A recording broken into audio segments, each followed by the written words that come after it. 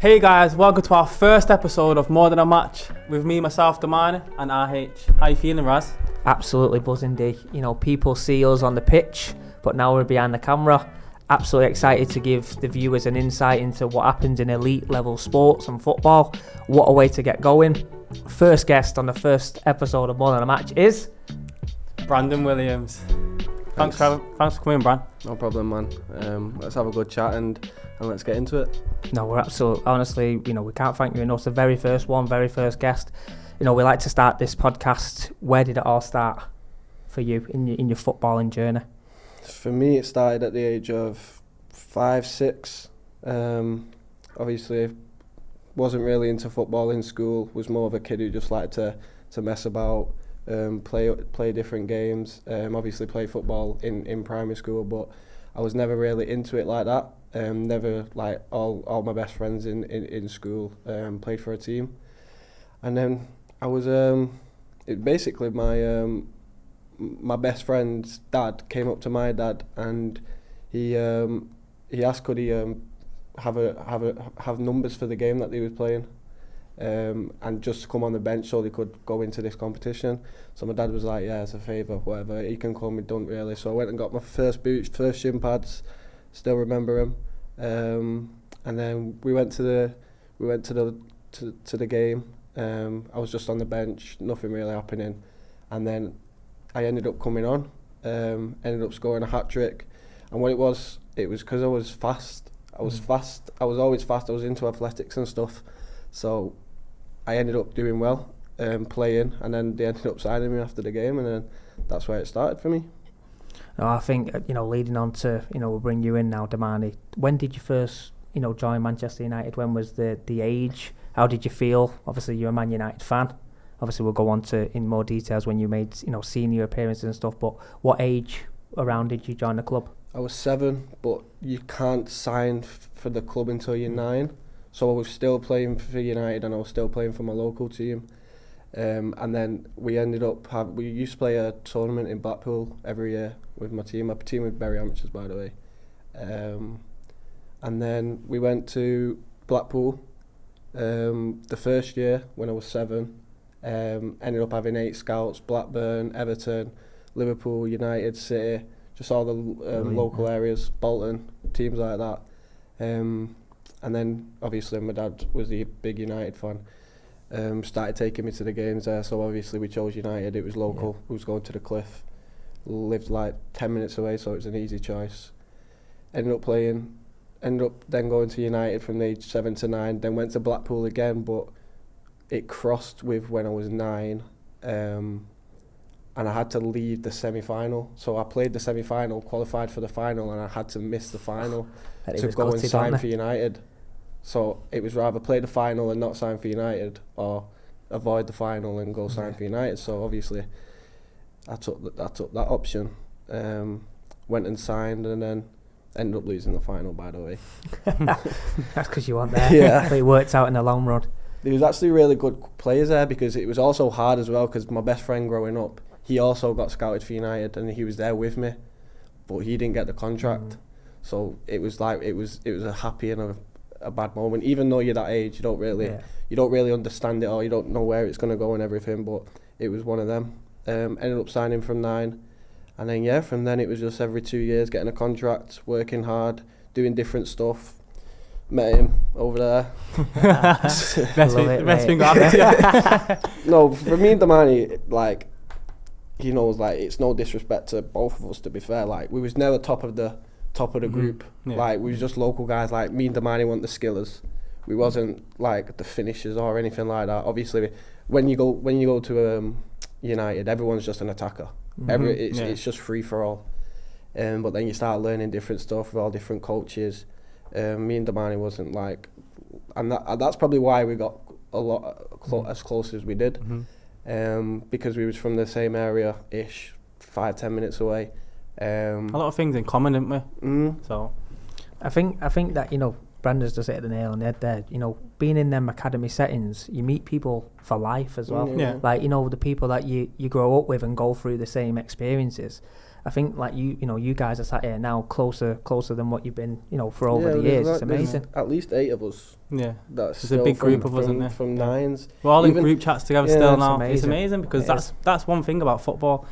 Like, you meet people and you stay connected no matter where you are in the world. Yeah. And you always bump into each other at some point in life again. And it's just nice because it's like you've never not seen them. Do you know what I mean? Yeah. It's like they say, don't they? Like, it's like a universal language, football. In terms of obviously being in the academy and playing with Damani and stuff like, have you got any memories from, you know, going on trips abroad, playing? You know, we was with Jesse the other day and was talking about Shrewsbury, going to Shrewsbury school. Some tournament. Is any no phones? Standout? No phones allowed. No phones. We all used to get sweets there, so we all used to fill up our bags with just like, there was no clothes, it was just sweets. Just so that's it. Just no sweets. Just sweets. Everyone's like, what have you got? How long was you there for? I think was it like 5 days maybe? Yeah, five something days, but it was obviously, so it's split into two different camps. Yeah. So it's probably, is it 11 to 14? Yeah. 11 to 14s, and then groups, the 15s and 16s go after. Yeah.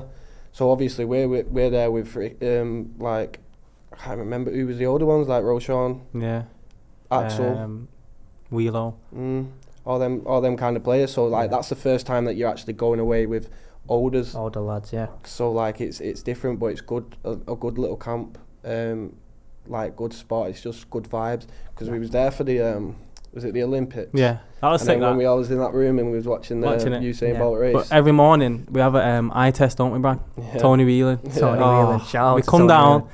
And everyone's like, how do I look? How do I look? How do I look?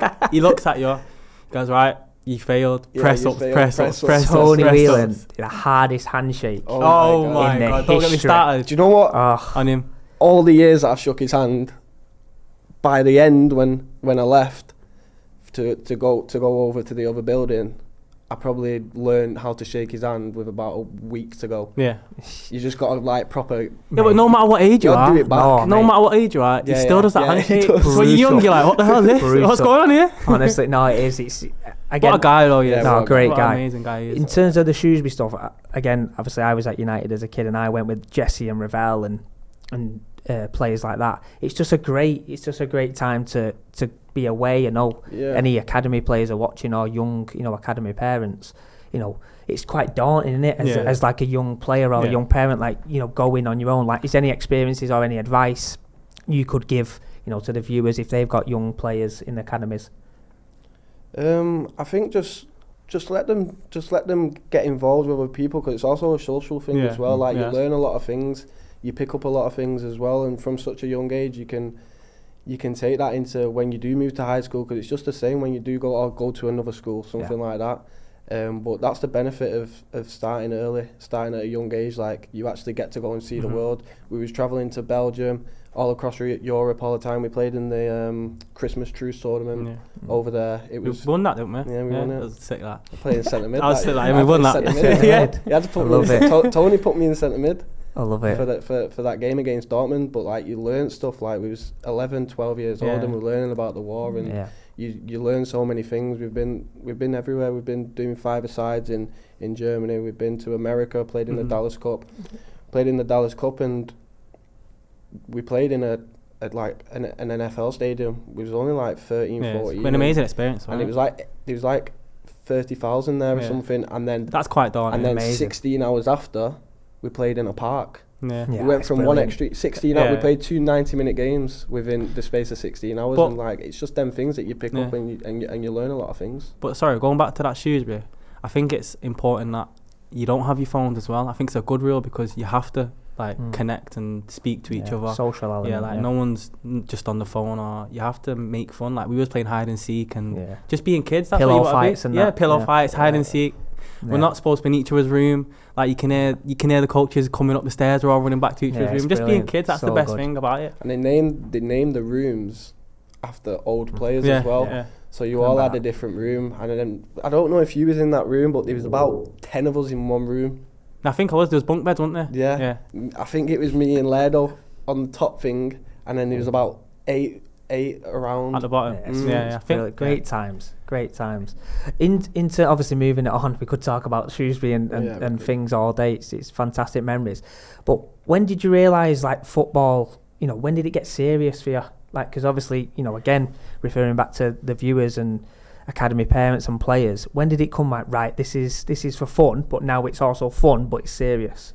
And you can maybe answer that as well, Dee, because I think also the benefit is having the parents who then like push that towards you as well, like, because as a young boy you just want to play football, like it don't matter where you're playing football, you just want to play football. But then it was my dad was pushing it, like telling me to eat right, telling me to do this stuff, practice more, all that kind of stuff. And for me it was just like, shut up Dad, I'm just playing football, I'm playing football. And then when you get older and the level starts to go up and you realise like it's kind of getting serious when you get into this age of 16 and I might actually not even get a contract here and I might have to go and fight. Like, I'm not used to it. I've been at United since I was the age of 7 and I'm getting to 16 now and I might have to leave. I might not get a contract. And also in that, I think it's a bad stage as well because you are growing. So that does take it does take a toll on your body because you also started training a lot more as well because you're training. You're not even in school. You're training. I think you know, you referred to it before, Brandon, is like, you know, people that you go on that journey with. I know obviously you used to, you know, progress in that journey together. Some players at 16 they don't get offered scholarships, and again it's sort of do or die for them kids, innit? And it's like mentally it's very challenging. At that time they're going through the exams with school, GCSEs. It's high pressured, and I know football is a very high pressure game, but people don't understand that really, do they? Like it's also like because you're that age as well, and all your friends in school, like you're the best player in school, you play for United, like that kind of stuff. They don't understand that going from United to then leaving and going to someone like Preston or someone or something like that, like football these days, I think, like it's the lower down it's gone, the better it's got as well. I think the standard of football is so good. But people don't understand that, and that's where you start getting stuff like, oh, you didn't get a contract, and then that's where, like, as a kid as well, you don't actually think that other kids don't understand it. So they do try and bully some kids sometimes, and it can actually have a mental issue on someone. I think, you know, I asked you that question, Dee, as well. Like, when did it get serious for you? How did you feel in that moment? Like I'm a bit different because I've never had like a father figure in my life before, so it was just like me, my mum, my nana, and they was never pushy or had any pressures of me playing football. I was just like, man, I just enjoyed it, and I thought, my mum was just loved the fact that I was enjoying it, and she said, let's see where it takes you. Like, there's no pressure if you don't want to be a footballer, which I appreciated. So when I was 15, 16, they went all, like, they had manners, didn't you, Bran? And I wasn't in the manners program. So I was already thinking, oh, I'm not getting a scholarship now. So I'm building myself up to think, right, if I don't get a scholarship now, all these friends I've made, like, I'm going to have to start again somewhere else. And I didn't know if I was ready for that. I was thinking, bloody hell, like, you get all these thoughts, one thing after another, thinking, am I going, am I not? You felt like that was a guarantee, don't it? If you was on the manners, you felt like you had a scholar. That's why I thought I wasn't getting one. For people that don't understand the manners, do you want to explain, obviously, that programme with the education and the schooling and stuff? Just, I could know people that are not in the Man United circle, they wouldn't understand that. So manners programme is something that United set up. I think a lot of other clubs do it, but United call it manners. So basically you go... You work and you're still in the team and everything, but then you might have the odd day off school. Well, not off school, they'll come and pick you up from school, but that don't mean you're in the manners programme. But you'd go and train with them, like they'd pick you up at like 12:30 on a Monday. It was train, a thing. but you wanted to be in the manners because you train every single day. And then obviously it's based in Sale, Ashton and Mersey. Ashton and Mersey. But the cost of going on the manners programme is that you leave home. Ah, okay. Yeah, the digs. So you go into digs. Yeah, we'll go into that. Yeah. Oh, look at this. We're in sync. We're in sync. The first episode, we're in sync. Sorry, Brad. Go on. Yeah. So you do go. You do have to leave home. Obviously, it's different for me because I'm 25 minutes away, 30 minutes away from Sale, whereas other players are coming from Yorkshire, they're coming from Birmingham, they're coming from Liverpool, like it's far away, so like parents can't just come and see them because obviously they work as well, but it also did help because both of my parents was working, and it was a struggle to get to training sometimes. Like my dad would go to work at 7 o'clock in the morning, I'd go to school, I'd finish school, and then he'd get home at 5 o'clock and I'd have to be at training for 6 o'clock, and then he's not getting in till 8 o'clock, and then he's got to do that all week. So like for me that was the benefit. Obviously moving home, that's why I think that was a good thing that you was never in Manus personally for you, because like I felt like you needed to be at home kind of thing, and obviously you're even closer than I was. Yeah.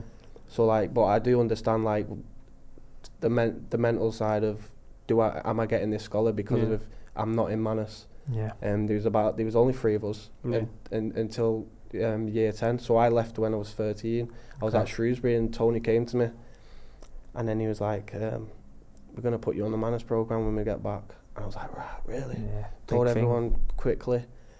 And then I moved in. I was living with one guy that was older, and it was me and James Garner. We was living in the same house, living in a random house. These people that I don't know. Obviously, I know that they've had people before. Yeah. They've had a lot of players, and then it's obviously the school change and going to a new school, and like you're going there with. So we all used to have these big United jackets, yeah. And everyone just used to look at us like it was so different, and we didn't want to get involved. But honestly, like the friends that I still speak to from the school I speak to them more than my first school from a local area. Like I'm still good friends with a lot of them. But I ended up being in four digs across 3 years. Wow. Not that I got kicked out or anything. In terms of the transition, leaving home and stuff like that, how did you find that? For me, it's easy because you go to school, you're not thinking about it. You leave at 12:30. You're not getting back to digs till 6 o'clock because you do have 2 training sessions, and then when you do get back to digs, you with your boys. Yeah. You eat with the family, and you go on your PlayStation. Yeah. So it's not really like it's like being in Shrewsbury. But just not with as many. Because obviously there's more boys that live around the same area, so you do go and meet each other and stuff like that. The only challenging thing was making new friends, because you are a footballer and people at that age looked at you different, because we just had our group. Like at lunchtime, we just used to stand on the hallway and just face each other. But obviously I went when I was in year 9, and then there's year 10s there like Angel, and then there's year 11s that's like Roshan and all them like. So then we got good friends with them. And we just used to, at lunchtime, we just used to always be in the park, because that's the only time that we've seen each other. And then, like, obviously, when we're leaving as well, like half of a day, people, like the other students, don't like that. I think you mentioned a fantastic point there, highlighting your dad and the commitment. Again, keep referring back to people that are watching academy football, the sacrifices that parents go through, or grandparents, or is crazy, isn't it? Yeah, working early, like you're saying about your dad working early, so then he could take you to training. Again, I think that's missed quite a lot. It is. Yeah, but I think as you get older, you start to realise how much your parents have done for you. Because for me, I was taking 2 buses to training sometimes, and I was getting there at maybe 7:30. Training finished at 8, so I'm there late already. So I'm thinking, and you feel sorry, it's not your fault, Mum, but this is where we're at, innit? But fair play to you at that age doing that, and that again, looking back now, that probably define you to where you're at now. Is my motivation. That's my motivation. Like my mum. It's like I had a situation with Ted Mengi. He lived in Clayton, round the corner from mine, and his mum, she had to look after the kids. She couldn't take him training all the time. So then United asked my dad, could I go and pick up Tedden all the time and then bring him into training as well? So I was like, yeah. But they're the situations that you can get in. Some kids don't have the benefit of having the parents that can just take them every single time and just get them there. Especially people that was living in Yorkshire. Someone lived about 2 hours away, Wakefield or something, an hour and a half, and he was getting there.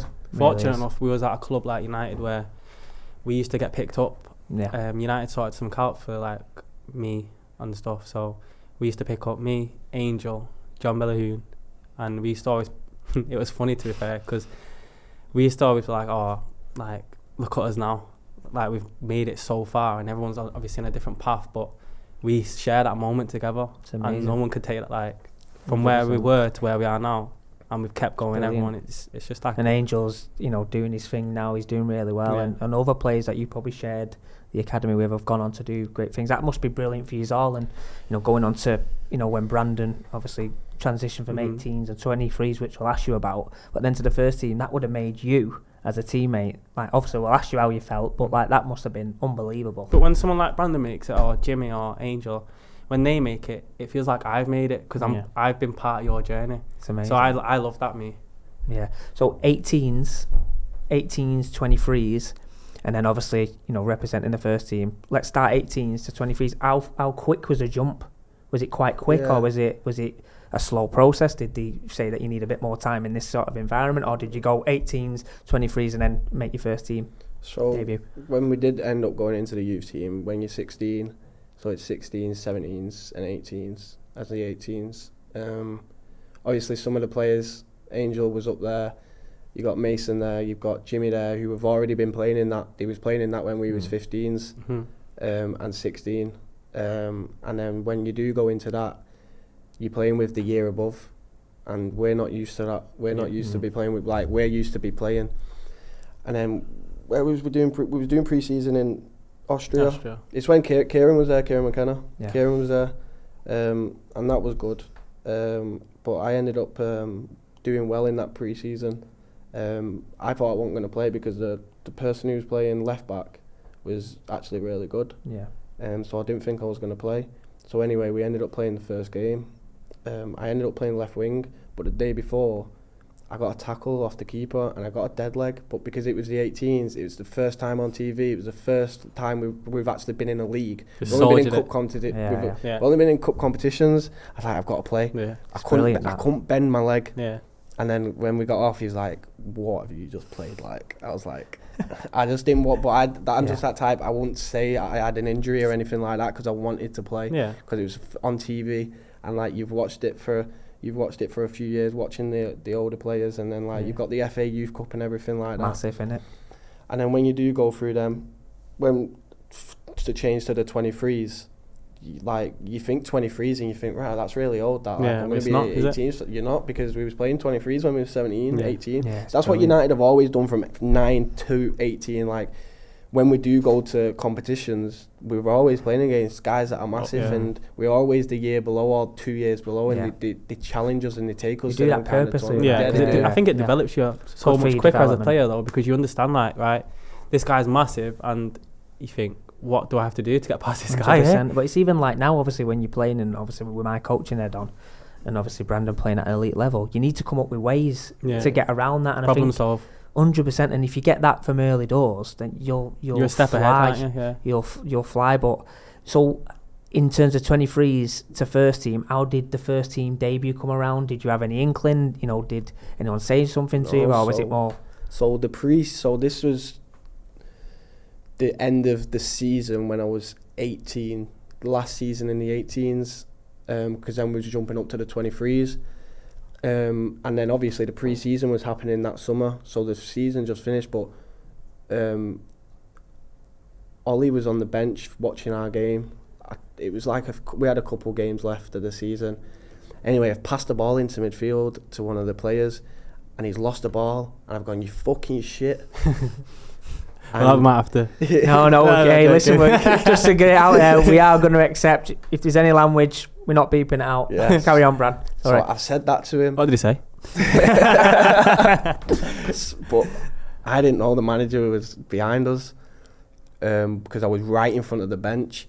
Anyway, didn't hear anything of it, and then a few weeks later, when the pre-season squad came out, the manager of the 23 spoke to me. He was like, "You're supposed to be on that, you know." I was like, "So why am I not?" And then he was like, "Because of the comment that you said."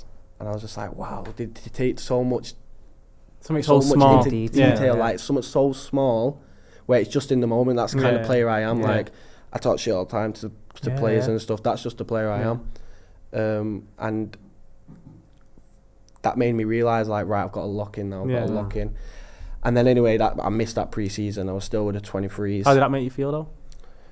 Not really too much because I didn't expect anything. I really wanted to go on pre-season because I've not done it, and I've seen Angel go, and I've seen Jimmy go, and I've seen Mason go, and I was like, I wanted to be on it because it's just different, like being with them players, especially with the players that was there as well. And you know him. Yeah.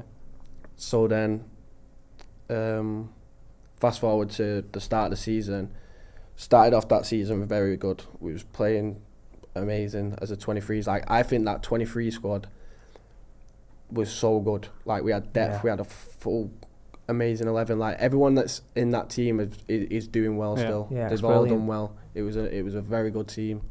We ended up playing Rotherham. What's that club called? EFL. The EFL, which I think is again connections. I think that's a very good competition where the 21s get to play them that kind, because then you actually realise that like League 1, League 2 is actually a good standard as well. It's very tough. Different type of but see when you're like an academy football. player, you're like, we were in the change room, we're like, shit, it's gonna be a tough game this, lads. Because you look at the size of him, when you're in a tunnel, you're like, fuck me, he's massive, him. Again, like different styles though, because they're league players. Obviously, you played in the league yourself.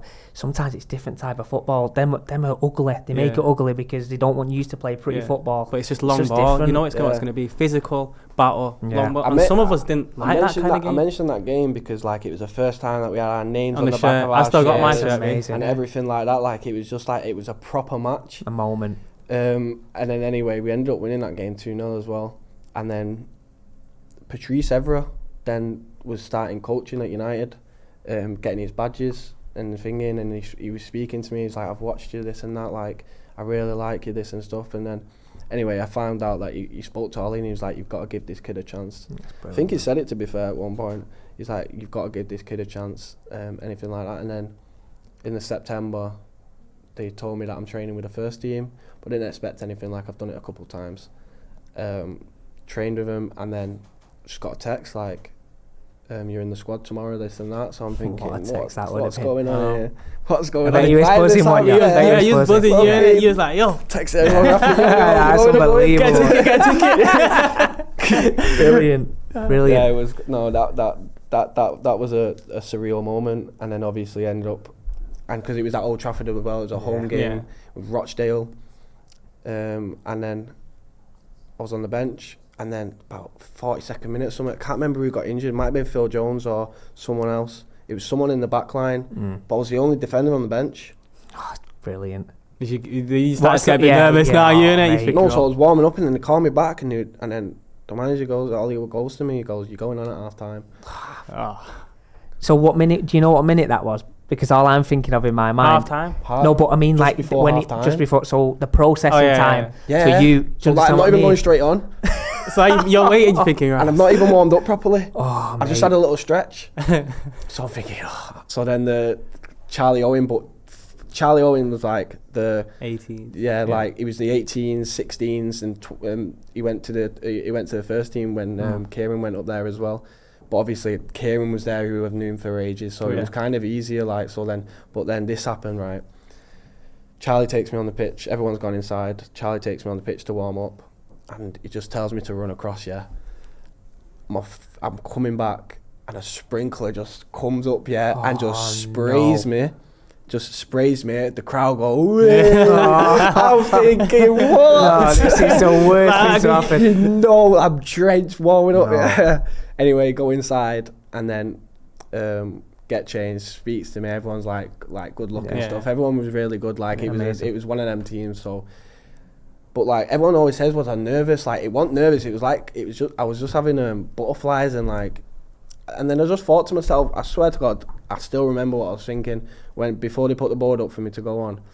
I was just like I ain't got to be worried about it. You're asking me to do something I've done all my life. Like, nothing's different. I'm playing against, luckily, like, no disrespect, but I was playing against Rochdale with Man United players, with good players there. I've got World Cup winners playing with me and stuff like that. Like, worked this all your life.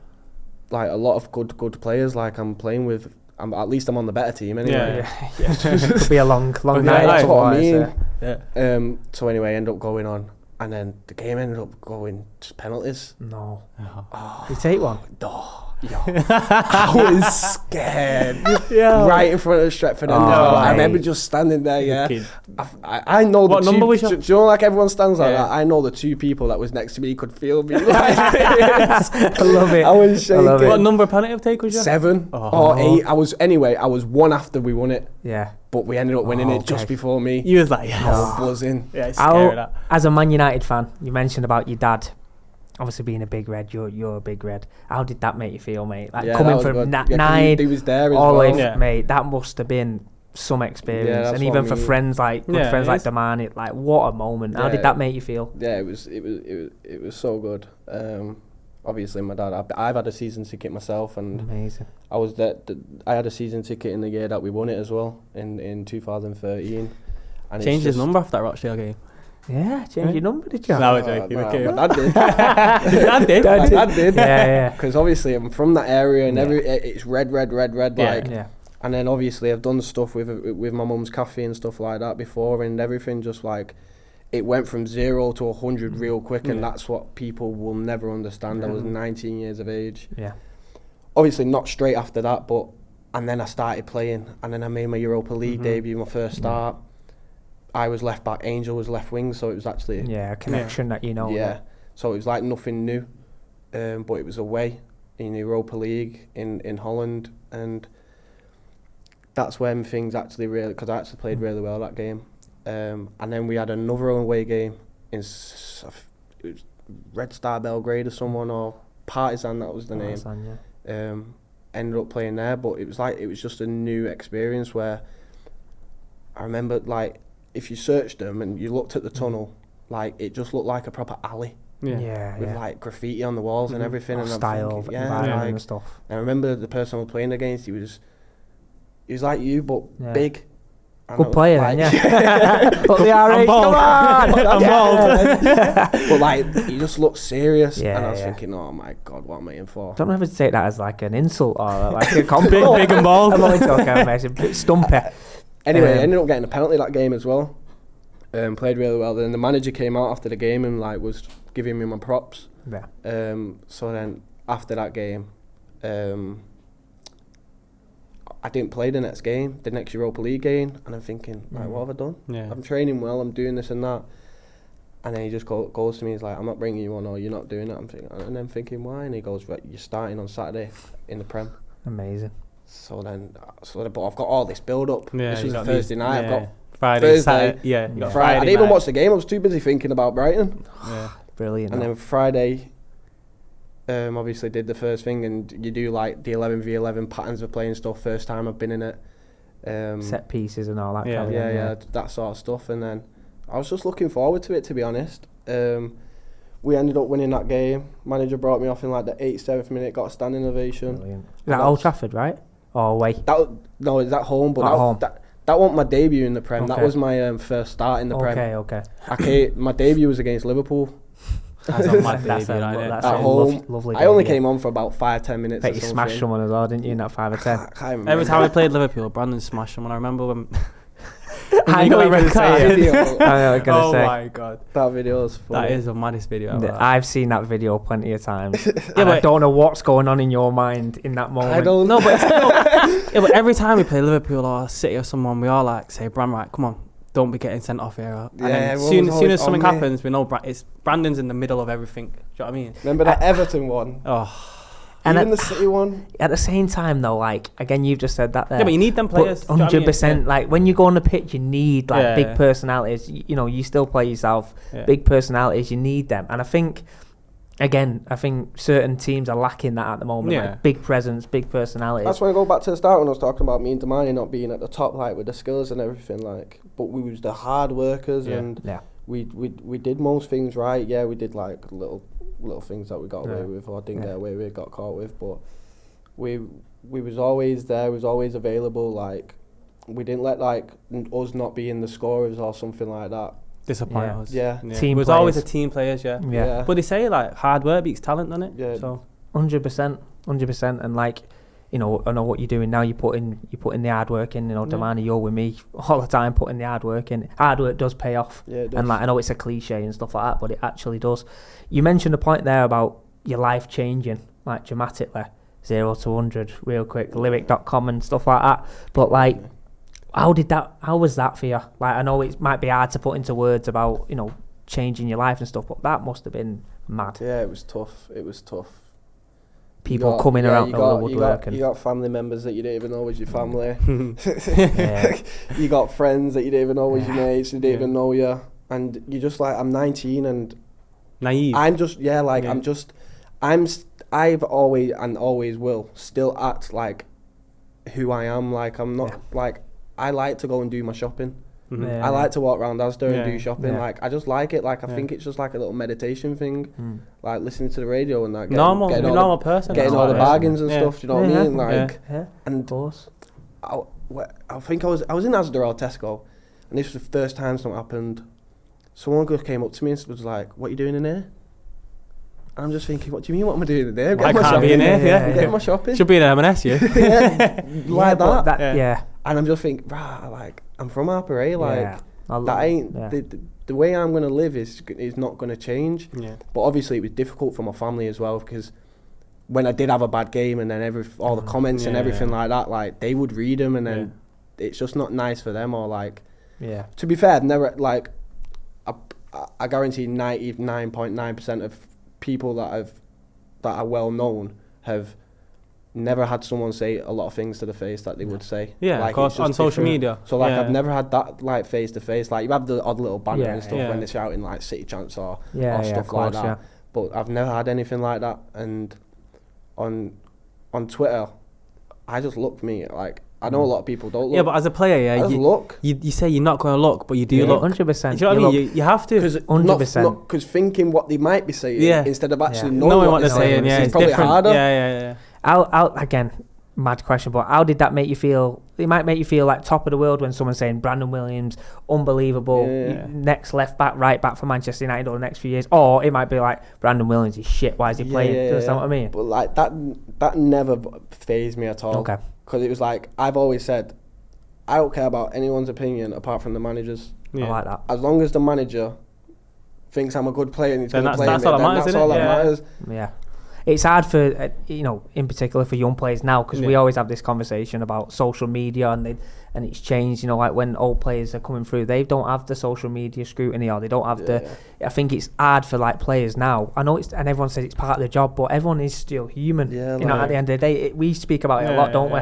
Like, and your points, are brilliant about it. It's just, it's tough. It's a tough industry. Just the limelight's on you, and like, the things that I found hard was when I'm out for food with my family and people are coming up to me and asking for photos. I'm about to eat my steak or something, about to put it in my mouth, and someone's asked for a picture. That's the only time I'll say no. So only when I'm with my family, like, I'm with my family. You want your privacy and your peace, don't you? And that's what I lost. Like, I wish I just had that back. And like, even places that I wanted to go and stuff, like, I couldn't go, or I just felt like when I was going places, like, I might have to go through the back door or something like that, and I just didn't like it. Like, I don't want to do that. You're normal, like you said, from RBA, you're just normal person. But again, that sounds stupid, but that comes with like playing for a massive club. It's Man United, you know what I mean? So you're not going to change it. Like, you'd rather play for United and have that than not play for United and not have that. Yeah, of course. So like, but it was, everyone just wanted. Like, it's hard. Get us tickets, this, that and that. My dad actually went on Facebook and was like, and then just put like, no shirts, no tickets, none of this. Like, it's stopping now because it was just getting to a point. Like, you can't help everyone, can you? My dad's that type of person where he's too nice as well. So he can't say no. He would, he can't say no. So he'll do it. He'll promise someone something, and So, but it wasn't that bad. Looking back, it wasn't that bad. It was just a lot. Yeah, it was just a lot for someone at my age as well, like 19, from this area as well. I already know 1,000 people anyway. Yeah, I know. Yeah. So then when you do, your neighbourhood hero, bro. When you do, when you do play, and like, because I'm thinking, right, everyone's in the pub watching me. I used to just watch everyone. I used to watch in the pub and watch it with them. You turn into a role model as well for young players. And the next question that I would want to ask from that is, any young player now coming through, would you give them any advice to making that transition, like you said, how you felt and stuff like that? Because these young players on the edge of making first team appearances, like you've been through that. So is there anything that you could give to young players making that transition, if that makes sense? Yeah. I would get help off some like someone in your family who or speak to someone who's had experience on it, and just lay low and just concentrate on what you need to do. Don't let it change, and don't let who you are change. Don't let that change who you are, and just keep focused on what you need to do, and do something else apart from just football. Go and try a business, or go and try and learn a language, or go and play another sport or something like that. Just something different that will keep you occupied and out of all the crap. Yeah, no, I like it. I bet you two have got some funny memories. Oh, Like, I don't know where to start. I don't even know. I don't actually know where to start, bro. We've got so many memories. Yeah, it's good. The Austria trip was amazing. When I scored the winner. And oh my God. Do you know what? I'm not even going to... We could actually get the video, but I'm not even going to get it. Yeah. But that was... Austria was a sick... Good. It was really good, Austria, wasn't it? Yeah, it was good. We had our little group, didn't we? Yeah. Because then when we was like 16 and that, we ended up like going to town and going out and stuff like that. But we would go out as a team. Yeah. That was the thing. that's brilliant. So that. no Well, one at the would get start, left it was behind. me, you, and Jim, innit? Yeah. Yeah, That's the... Yeah. and it Three was- I was Musketeers. going to say that. I was going to say that's brilliant. It still owes my mum a shower Oh rail. my God. Yeah. No, we won't go into that. We won't go into that. But no, like, Yeah. I bet you've got so much Yeah. good What memories about, and stuff. first team? Any funny moments happen in the first team? Yeah, like the first month into it. I spoke about it before, but when I was training with the first, when I was starting playing, I went in the changing room straight away, and then the manager speaks to me like during a drill. He was in a box or something, and he just taps me on the shoulder, and I'm playing. And I'm thinking, yeah. And he goes, right, tomorrow you can park there, and you're going into the changing room. Mate, yeah, that's brilliant. So I'm leaving all these. I'm leaving everyone I actually know. Yeah. Like I was still playing for the thingy, but I was still in their changing room, and I was still speaking to them. So I'm thinking, anyway, took my car around, parked there, went in the changing room, whatever was in there. Went out for training, did training, came back in, and I'm walking and I'm looking and I'm thinking, is that my car? Oh, no. So my car's in the manager's spot. Oh, my God. And I think, I'm looking at the red, yeah, and That's my car. That's my car, that. Anyway, I've seen it, and so I started running in the changing room, got my keys to go and move it. All the managers and all the coaches have just started walking in and just seeing my car there. Oh. Ashley Young did it. Oh. Got the physio brilliant. to get my keys and put my car there. What did he say? The gaffer? He really said to, he knew in Yeah. it. Was he in on it? I was gonna say, was he in on it? But for you, you'd be like, shit. Yeah, Was that like- made me worried, man. Is that, again, I'll go on to it. Did you have to do like initiation or anything Yeah, like yeah, that? yeah. What was it? Can What was you your go song? into What it? was your song? It was Three Little Birds. What was it? Yeah. I don't. Bob well, Marley? give. Oh, No, Bob Marley is it? Yeah. definitely not. gonna. Oh! Definitely not. No, I I love do. it. That's just a safety one, innit? Everyone knows it. Like I you love gotta it. go Yeah. safe. I You gotta love go it. safe, but no, it wasn't that too bad to be fair. I did it at Newcastle away as well, Class. by myself though. Oh, So like there was no more. So like everyone just remembers that one. You want to do it when there's Yeah. like 3 or 4 of you, 100%. and like you go first, and then just make sure that the other 3 are worse than you. Because all the 'cause lads I'm have the just like, phones out and. I've sussed out, me. You Yeah. have to like clap and get everyone involved. Yeah, so they yeah, can't yeah, hear you. yeah, And you're like, yeah, go on, lads, go on, go on. 100%. Standing on a chair and everyone's Yeah, like. You just got to do a song that's got a good chorus And that it's everyone can catchy, get involved yeah. Yeah, I with. love it. Like I don't know how these people do it when no one knows the song and stuff like that. And then just stand And like the there. foreign boy gets away, the foreign boys get away with it as well because they just sing it In from their language and stuff. So like you How don't, about know, in, you don't know if it's good or not. In Austria, I done Heartbroken, didn't I? And that was that was the worst thing I ever done. The song was so fast, I couldn't keep up with it. Everyone was just pissing herself at me. I was like, oh, That's a shambles, brilliant. that. I love it. What's the best? Who's the best player you played against? Against Against and with. I'm with. He's playing safe. I like it though. Yeah, I like that. it. Best player played with. Best player played against. I might be putting you on the spot here. There's a lot of good players I played with. A lot of good players. In training, goal one matter. Nice. Technically ridiculous. Like, just seeing him doing things in training, you're thinking, how have you just done that? That's class, isn't Like, it? how have you just actually done that? Little magician matter on it. Technically.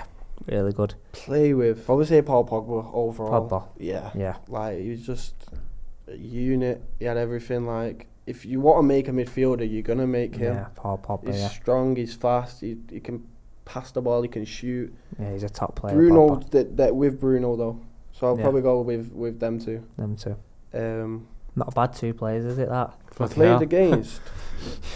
Mine's RH and Ollie Wright. Shout out Ollie Wright. Played against. I'd probably say that year, De Bruyne on the pitch to play against. But obviously I didn't play up against him. How about Traore? I felt like he was just one of the ones that I actually felt okay with. Because I feel like them players, like if you're playing against Mahrez, you don't know what he's going to do because he chops you. Yeah.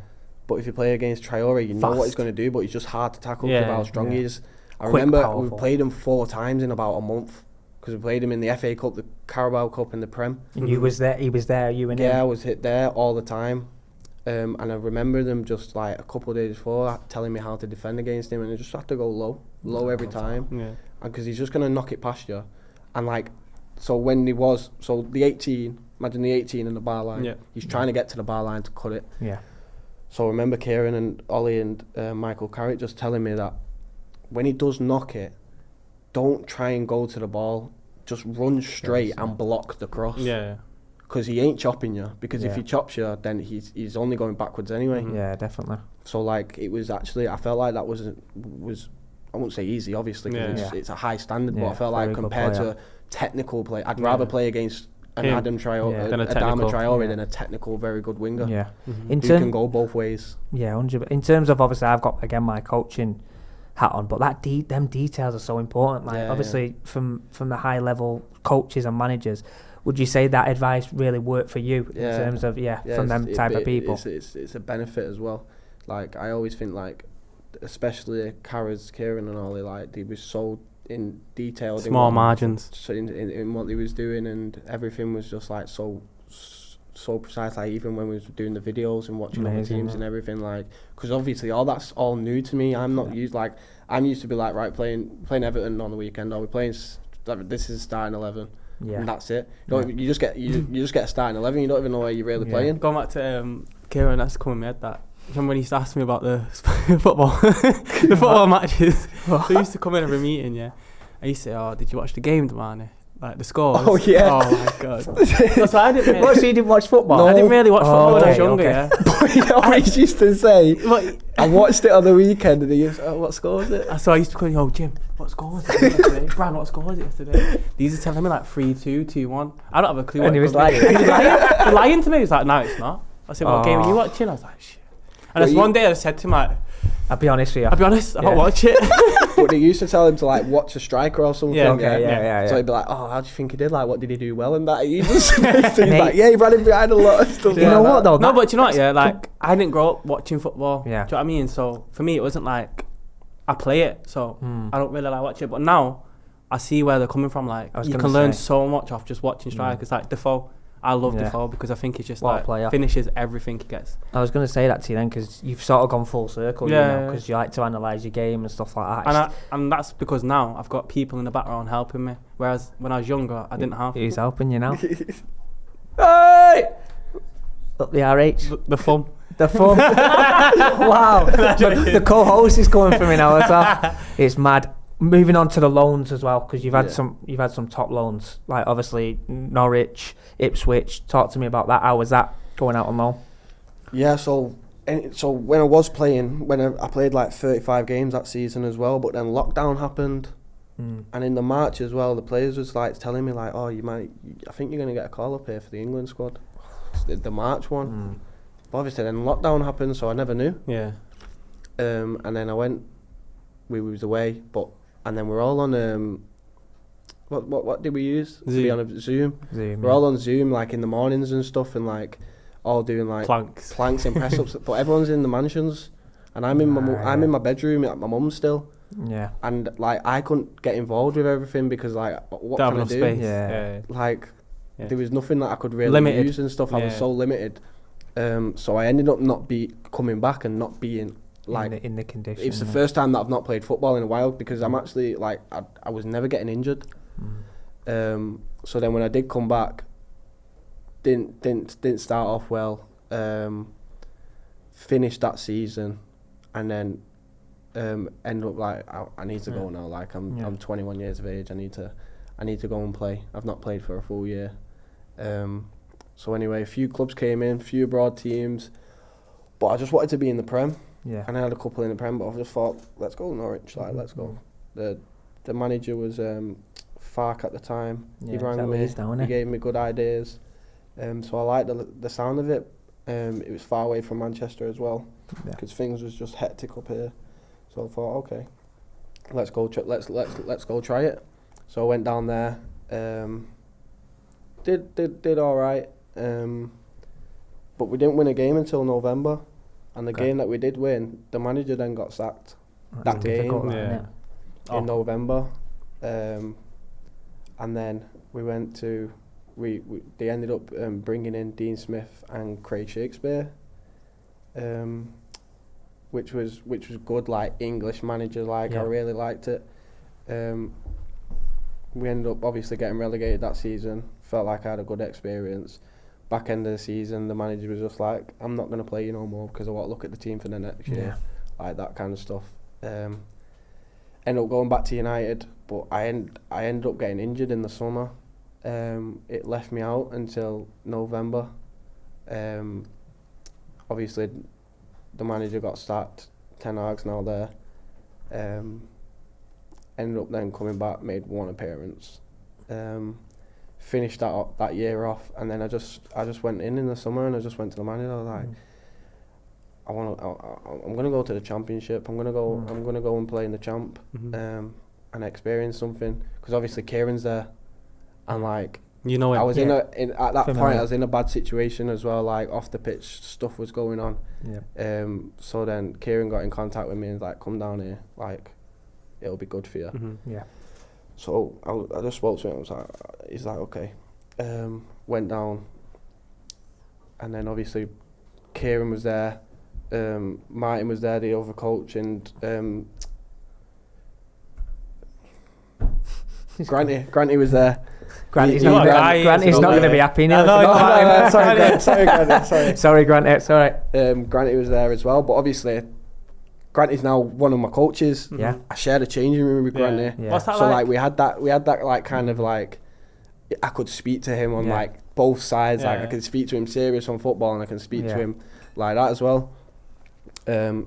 Ipswich, I really liked it. It was good. It was going well. We was doing well. The team's great. Doing very well now, aren't they? It's a proper serious like football club with what they do and the standards, and like if you ain't training, you're noticed in training. Like you don't look good. I had a couple injuries, but that was about it. And then we got to January, and then a lot of things was starting to go crazy off the pitch, and like with friends and stuff like that. And Kieran could see that in me, so Kieran was like, go back to Manchester for 2 weeks, go sort what you need to sort out, and then come back to who you are. So I was like, okay, no worries. Yeah, but it's good to have like a manager that understands you. Yeah, obviously because he's been with you before, he so knows me. He knows how to get the best out of you. Yeah. I like that. Yeah. I like that, forming that relationship Yeah, and stuff like that. That happens over time as well, because at United it's amazing. But prior to that, like, they could see it coming. Like, Granty was picking me up to take me to Starbucks at like in the thing, and we'd go and have a chat in his car, and we'd just speak about things. So anyway, it ended up coming back to Manchester to sort a lot of things out. Things got worse. So then the process didn't really get me back down there. Then we got to March. So then I started training.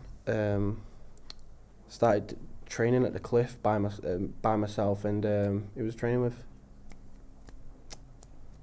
What's going on with my name today? They're all gonna hate me. Yeah, train with that guy. Yeah, train with that guy. Hey man. Who? Oh, it'll come back to me. Anyway, I was training with one of the coaches who used to train with us at United. Clegg? No, in the 21s. He's been in the 21s. Probably when I was in the first team, I think he went to 21s. We apologise to this coach in advance, but when Brandon remembers it. From Manny, bro, like a proper Manny boy. Money boy. Mark Dempsey, no? Demps. Oh, Harry! Come on, Demps. Mark Dempsey. Yeah, Shut up. Mark Dempsey, I've got you, mate. Don't worry. See how I described it though, Mate, and mate. everybody knew what it was on about. It's like a thumb. Sorry, Dempsey. Right. It's like RH. No, but yeah, so it's I was top training guy. with Demps, and then was training good, and then it just got to like the they was fighting for promotion, so it was like it was just better for me not to go down there, and just because my head wasn't there. Obviously buzzing that they ended up getting promoted. That was a good feeling. Yeah, amazing. And then because I was still supporting them, I was watching them every single game and stuff. You seem like that. Obviously, Yeah. I know D. You're really good friends with D, but obviously, me having this conversation, you seem like a down to earth, love football, and I think it's going to be great for people to see the real you. I'm not too sure whether you've done a lot of this podcast stuff before. It's good. Like, it's obviously amazing. I'm with D as well in it, so it's just like I can like he knows what I'm talking about. 100%. Like he understands. Yeah. Like I can do things sometimes that's like that, but that's just me. Yeah. It's just me. Like sometimes I don't think when I speak sometimes, and I just speak. Yeah. And I just like I said when I was talking about like I don't realise that like a lot of people like actually listen listen to what I say. Yeah. Like because I'm just a kid from Harper, like. You're a kid from the estate, innit? Like I'm an estate kid, like that's just me, so I don't really understand that people actually listen to me. But obviously, it was good. Ended up ended up picking up an injury. Had my summer off. I needed it. I needed to get away. I needed to go on holiday. I went with a couple of my friends, and they ended up going back, and then I ended up just being away on my own. I was in Spain by myself, just chilling. Like I just didn't want to be back in Manchester for a bit, so I was just chilling in Spain by myself. Ended up coming back, and then that's when Damani and Angel and Jimmy was getting on me, like because he was worried about me, like they've seen me grow up and play for the first team, this and that, and he was ringing me, FaceTiming me and stuff, and then Damani was like got in contact with who he was training with, and then he was just like, right, come and see him, come see how it is. Amazing. And then I ended up I've been training now since July every day in the gym. Ended up getting back on the pitch in October, November, and now nearly back there. That's amazing, mate. Good progress, isn't it? Good progress. It's ready amazing. to get back on the pitch and start again. Yeah. Especially with my mind now. Like I wish I just had this mind that I have now. Yeah. 5 years ago. But obviously you can't. That's just going to happen. Yeah, I'm maturity going to say well. that when I'm 30 and when I'm 40. I'm going to wish. I 100%. wish I had the Yeah, mind but when I was 30. But the mind I've got at 40 when I was 30. That kind of thing. Yeah, but everything happens for a reason. You learn. Do you know what I mean? So you've obviously thought about everything what's happened, and now you know what to do now, instead of thinking, or imagine it come along later on and you didn't have as much time to do what you do now. Like short career, innit? Yeah. Ups and downs as well, like mentally. Again, people don't, unless you're in it, mentally people don't understand like what you go through, like the sacrifice. Everyone sees, you know, the money that footballers earn and the houses, the cars. There's a lot of sacrifices, and there's a lot that goes on mentality wise. Injuries, it's a lonely place. Being injured is so lonely. It's harder being injured than it is playing. Like you have to don't even see the team. It's so difficult. So, you know, mentality wise, I bet you feel like you come through that and you feel strong and just ready for that next challenge, and we're excited to see that. And we can't thank you enough for coming on the very first episode of Obviously More Than the Match. It's been amazing. Last question, what has football taught you, would you say? Life's not easy. That's it, really. Like, it's just go. Football's just taught, like, if you really believe that you actually can do something with something, then just go for it. Whether it's football, whether it's anything in the world, like, just keep focused, have the right people around you, and just stick to what you believe in, and trust yourself. Like, just because someone else says that you can't, or someone tells you that you're not good enough for that, then don't listen to them. As long as you believe in your head and know, and you see a path, and you see that there's a destination there that you want to get to, then do that. But don't just go for the first one. Like, you might fail the first 10 times, but you just got to keep going and get to the point that you want to get to. And when you do get to that point, look further again and push on for more, and do as best as you can, because you only live once, so you don't want to have no regrets. It's inspiring, that, Yeah, isn't it? it is. It's inspiring any like young Martin Luther players. King, eh? No, it is though. It is like any, a lot of young players are going to watch this, and Yeah. parents and football and fans, and it's just great to see you talk like this, and it's inspiring. I like that. Can't thank you enough, and yeah. Yeah, I appreciate it, bro. Anything to say to the thousands of people watching? Better had be thousands of people watching. Anything to say, right? Oh, Make sure you tune in to the podcast every single week. They're going to Yeah. have some good guests on. yeah. Big them up. Keep it going.